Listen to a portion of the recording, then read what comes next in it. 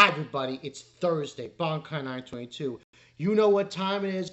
OMG. Let's get to it. Dandadan, Core 2, Episode 9. I want to rebuild the house. Now, the only downside I will say about this episode is the fight with Evil Eye and Okarum happened, which is weird. I don't know why they did this.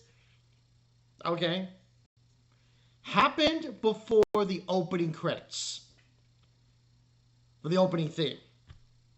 So it happened the whole fight before that. Okay.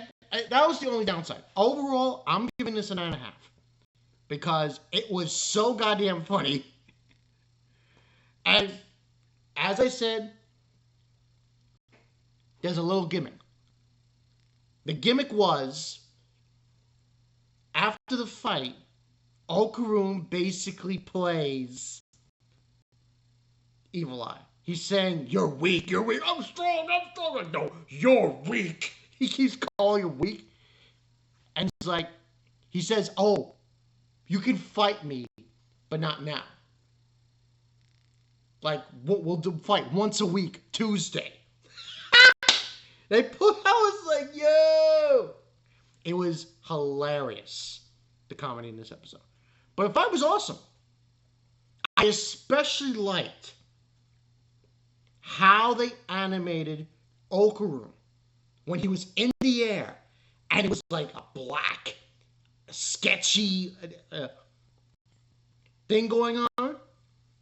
And he slams into Evil Eye. That was insane. I was like, yo, where's Side Saru? You're going extra mile here. So, but as a result, they just totaled Momo. They completely totaled Momo and Seiko's house. Totaled. It's gone. It's been absolutely destroyed. But an agreement has been made. So, the whole point of this was that so that Okarum could get to a point where he could be seen as stronger or as equaled as Evil Eye. That way, Evil Eye will only focus on him. And he told him, listen, you can't be going after humans. Only me. That was the whole gimmick. It was so goddamn funny what he was doing. I was like, yo. It was hilarious. Now, everybody after that goes their separate ways. Obviously, Momo and Seiko, her grandmother, her house is totaled. Now, this doesn't last long. We get an introduction again from our old good friend, our old good alien friend, whose names I forgot. I apologize. I am looking him up now. Well, we get an extra friend called Ludris, who looks like he just stepped out of a Super Mario video game. I'm not joking around. That's what he looked like. He looked 8-bit, 16-bit kind of thing. And Mantis Shrimp shows up. Him and his son. And this guy, whose name is Ludris, it's funny. Bubble beats the shit out of him. And he's like, oh, I'm sorry. And then she was like, no, he's honored to be beaten the shit out of by a beautiful girl. So, long story short, they have this technology. Remember this from the manga.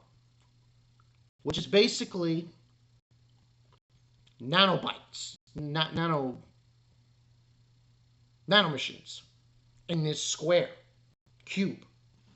They use it to craft their entire home. And it's funny because later in the episode, Gigi's parents come. They'll think, oh, we'll fix their house. No, it's already been fixed. So, they then say their goodbyes and go back to school.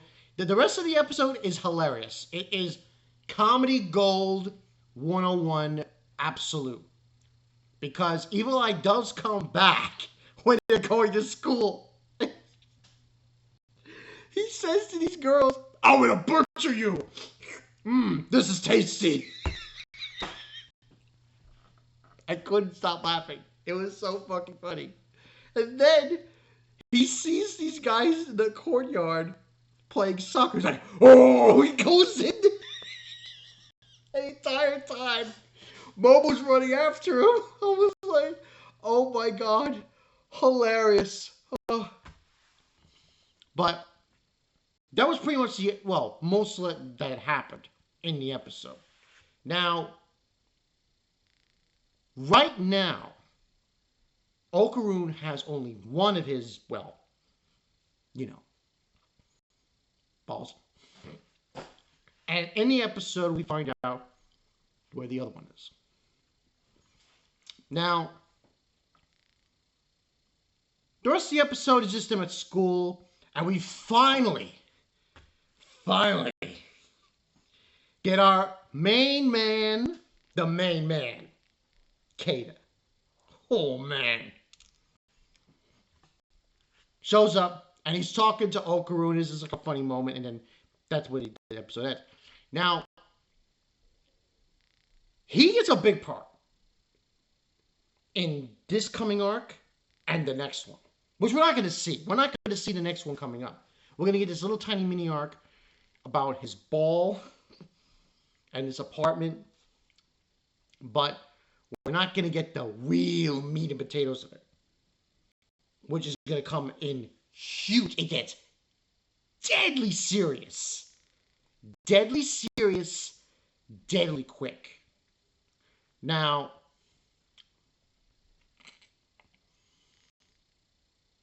Keita's spiel. He does become part of the group. He does become part of them, and he helps them out. I'm not going to say what he does, but he's otaku on the grandest scale. This guy couldn't be more otaku if he tried. That's how crazy it is. So, but he's introduced at the end of the episode. Next week we're going to get, which I believe is episode 10. So we're almost done here. Unfortunately. So we're going to get episode 10. And I think it's like 2 more episodes. I'm not really sure. Let me actually see. I think it's 2. Apologies. I just need to see something. 12 episodes. So, yeah, we're going to get 12 episodes. So we got basically next week and then 2 weeks after that. And that's it. This is not really... I expected this. They were not going to get into the next arc. It's just not going to happen. It is a huge arc. It is a very serious arc. So, but we already got introduced to Keita. We're going to introduce to somebody else. It's going to be funny, though. It's going to be hilarious. Oh, man. But a good episode. Like I said, I give it a 9.5. The only flaw, I think, for this episode was the fact that they decided to do the fight before the opening. I find that very kind of But maybe they decided to do it to cut costs. You do it before the opening, and then the rest is just, that way you save an episode of going wherever you're going with it.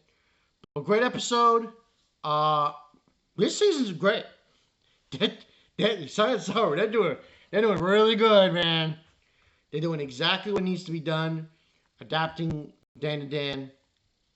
Only problem is 12 episodes. Hopefully, like season 3, can we like 20, 24, please? But we shall see.